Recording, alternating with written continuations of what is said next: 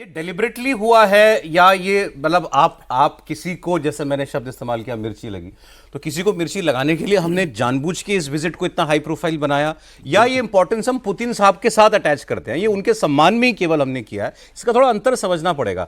देखिए कल तक क्या था, मैं तो इसी प्रोग्राम में था शाम को 7 बजे जब इनका जहाज नहीं लैंड हुआ था, और तब तक खबर ये नहीं आई थी कि मोदी जी जाएंगे या एस जयशंकर जी जाएंगे एयरपोर्ट पर रिसीव करने के लिए। खबर आई साहब मोदी जी जा रहे हैं, अवॉइडेबल था। वो तो एक्सपेक्ट नहीं कर रहे होंगे ना कि मोदी जी ही आए लेने के लिए।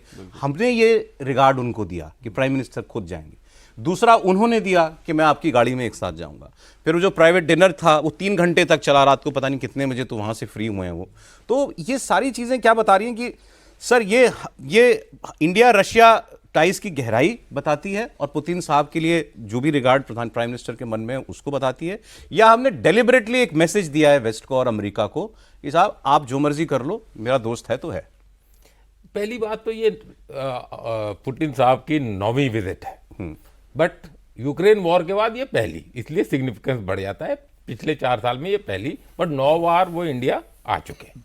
दूसरी बात आपने बोला उनको विजिट करने, उनको रिसीव करने वो एयरपोर्ट में गए, तो वो कोई भी जिनको वो अपना दोस्त समझते हैं, जैसे अभी वैभव ने बताया वेस्ट के कोई लीडर आए, फ्रांस के प्रेसिडेंट आए, यूएस के प्रेसिडेंट आए, बैरक ओबामा के लिए गए, वो ट्रंप के लिए गए जब वो पहले टर्म में थे, वो खालिदा जिया के लिए गए। तो वो इस तरह की जो के लिए पहली बार गए, जिनकी दोस्ती होती है वो उनको रिसीव करने जाते हैं, और मुझे पूरा विश्वास था कि इस बार पुतिन के लिए वो जाएंगे। तो आप ये देखिए 9वीं बार उन्होंने इंडिया को विजिट किया, और जब पहली विजिट हुई थी अटल बिहारी वाजपेयी साहब की, तो तब हमारे मोदी साहब उस डेलीगेशन का हिस्सा बन के गए थे। आज टाइम्स ऑफ इंडिया में आपने फोटो देखी होगी, उनके पीछे खड़े हैं, और उधर पुतिन साहब और 2001 अटल बिहारी वाजपेयी जी बैठे हैं।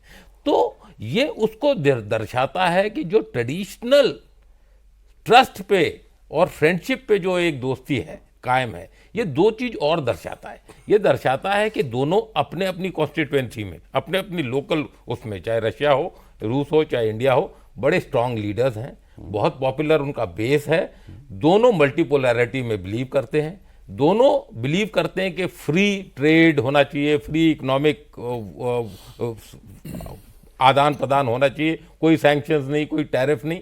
तो दोनों की जो सोच है, दोनों का जो विजन है, वो काफी एक तरह से अलाइन करता है। दूसरी बात आप ये देखें, चाहे 71 की लड़ाई हो, चाहे वो 99 में कारगिल वॉर हो, चाहे वो ऑफ सिंदूर पहलगाम हो, हमेशा पुतिन या रशिया एक दीवार की तरह हमारे साथ खड़ा रहे हैं। तो ये हिस्ट्री पे बेस्ड है, ये ट्रेडिशन पे बेस्ड है, ये ट्रस्ट पे बेस्ड है, जबकि अमेरिका के साथ अभी transactional kind of a relationship. But sir ये तो बात सही है ना कि पिछले मतलब 20-25 साल से आप जनरली प्रो वेस्ट होते जा रहे हो। मैं ये नहीं कह रहा हम एंटी रशिया तो ना कभी हुए थे, और मुझे लगता भी नहीं कभी हम होंगे। रशिया की इंपॉर्टेंस जो थी वो है, मगर आप वेस्ट के साथ अपनी एंगेजमेंट्स डीपर करते जा रहे हैं ना पिछले 25-30 साल से। आपको समझनी पड़ेगी, अगर मैं इंडिया की जियोपॉलिटिकल विजन को देखूं, तो अगर 10 कंट्रीज मैं बोलूं कि 10 कंट्रीज के साथ हमारे को बिल्कुल एकदम मजबूत स्ट्रैटेजिक पार्टनरशिप होनी है, तो उसमें रशिया पहले 3 में आएगा, हमेशा आएगा। और अगर आप और देखें तो इजराइल भी उस 10 में आएगा। आप और थोड़ा सा क्लोज देखें तो नेबर्स में नेपाल और अफगानिस्तान भी उस 10 में आएगा। फिर आपको थोड़ा सा और ईस्ट में जाके देखें, जैसे वैभव ने बताया, इंडोनेशिया बहुत इंपॉर्टेंट हो जाता है। अमेरिका कहाँ है इसमें? अमेरिका 10 में आएगा, लेकिन मैं जो बता रहा हूँ तीसरे, पहला बता दिया, दूसरा बता दिया, तीसरे पे तो आएगा। 7वें 8वें पे पहुंचूंगा तो अमेरिका भी आएगा, उसमें चीन भी आएगा, but Japan, Philippines, Vietnam, Indonesia, Nepal, Myanmar, Afghanistan, Israel, ये सब बहुत इंपॉर्टेंट होते हैं रशिया और यूएसए के अलावा अलहदा। तो ये हमको समझने की बहुत ज्यादा जरूरत है कि हमारी अलाइनमेंट किस तरफ होनी चाहिए। सर आपका सबसे ज्यादा ट्रेड अमेरिका के साथ है, $132 बिलियन। चीन नंबर 2 पे आता है, 127 कुछ अरब डॉलर। फिर यूएई $100 अरब, सऊदी अरब फिर आता है $42 अरब, यूके उसके बाद यूरोप में आता है $23 अरब। तो मतलब ट्रेडिंग पार्टनर तो आपका सबसे बड़ा अमेरिका ही है ना, और वहां से आप कमाई भी करते हो, उनके साथ तो वो सरप्लस वाला रिश्ता है, यहां तो आप डेफिसिट में हो। सो मैं वही समझना चाह रहा हूं आपसे, अच्छा खासा चल रहा था, ट्रंप साहब ने आके इसमें गड़बड़ी की, बहुत बढ़िया भारत और अमेरिका का रिश्ता चल रहा था। अब जो ये चीन वाला एससीओ समिट हुआ था, अगस्त में।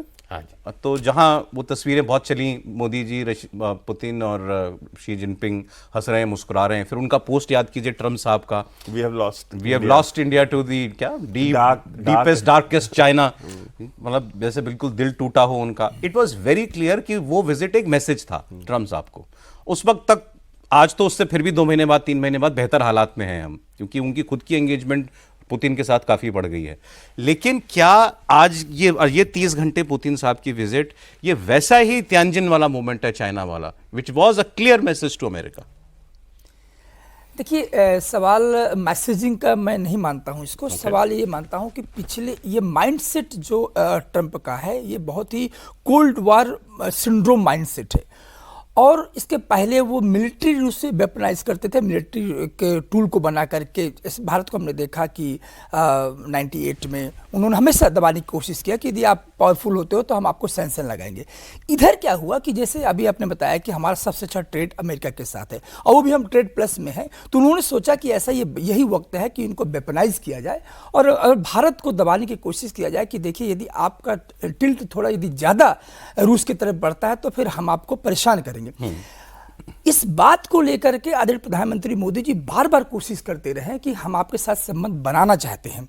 इंडिया का बहुत मैच्योर रिटेलिएशन था ये टैरिफ को लेकर के, लेकिन ट्रंप साहब आने के पहले ही जो अमेरिका फर्स्ट और जितने भी पॉलिसी लाए वो टोटली अगेंस्ट इंडिया रहा और बहुत रेटोरिक ढंग से इंडिया के खिलाफ उन्होंने वहाँ से आवाज़ देते रहे।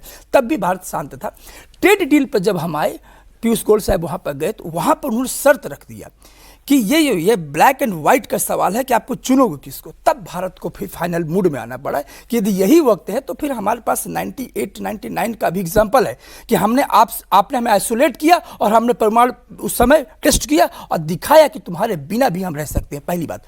दूसरी बात, ये जो पूरा जिसे आप कह रहे हैं मैसेजिंग का, मुझे लगता है कि मैसेजिंग तो बहुत पहले मिल चुकी थी जब हम ट्रेड डील नहीं किए थे। ठीक है, मैसेजिंग उस समय हमने दे दी थी जब हम 25% टैरिफ को एक्सेप्ट कर लिए, क्योंकि यहाँ पर बहुत जरूरी हो गया था ट्रंप को समझाने के लिए कि देखिए ये जो दौरा, ये जो एरा है ना, ये एरा आपके उस कोल्ड वॉर मेंटालिटी का नहीं है। ये 1945 का ग्लोबल ऑर्डर नहीं है कि जहाँ पर 5 वीटो पावर मिलकर के 4 लोग बैठ करके भारत के खिलाफ आप फैसले लेंगे। ये वो दौर है, ये वो दौर है दुनिया का जहाँ पर इंडिया सेंट्रिक ग्लोबल ऑर्डर बनेगा। और G20 में हमने दिखाया जो सॉलिडरिटी और जो कंसेंसस को लेकर के, वैश्विक मुद्दों को लेकर के भारत ने एक अपनी पहचान बनाई। मैं क्लाइमेट फाइनेंस की बात कर रहा हूं, मैं ग्लोबल साउथ की बात कर रहा हूं। इन सब को लेकर के G20 में भारत ने दुनिया को मैसेज दे दिया था कि अब हमें ये बेस्ट एंटी बेस्ट का नहीं चलेगा।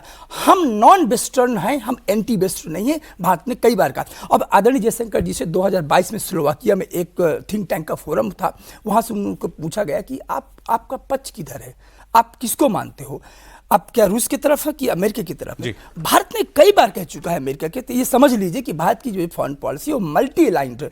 जहां जहां हमारे इशू हैं वहां हम अलाइंड होंगे, जहां इशू डाइवर्जेंट है वहां अलाइंड नहीं है। लेकिन ये ट्रंप को समझ में नहीं आ रहा, अभी भी नहीं आ रहा ना, अभी भी नहीं आ रहा। अब मुझे लगता है अब ट्रंप इतना ज्यादा फ्रस्ट्रेट हो गए होंगे इस समय कि मुझे लगता है कि अब उनको समझ नहीं आ रहा कि री अप्रोच कैसे किया जाए। वो समय बहुत आगे निकल टाइम देखेंगे बाबू, वहां कितना बज रहा होगा, आता होगा कुछ ना कुछ तो उनका ट्वीट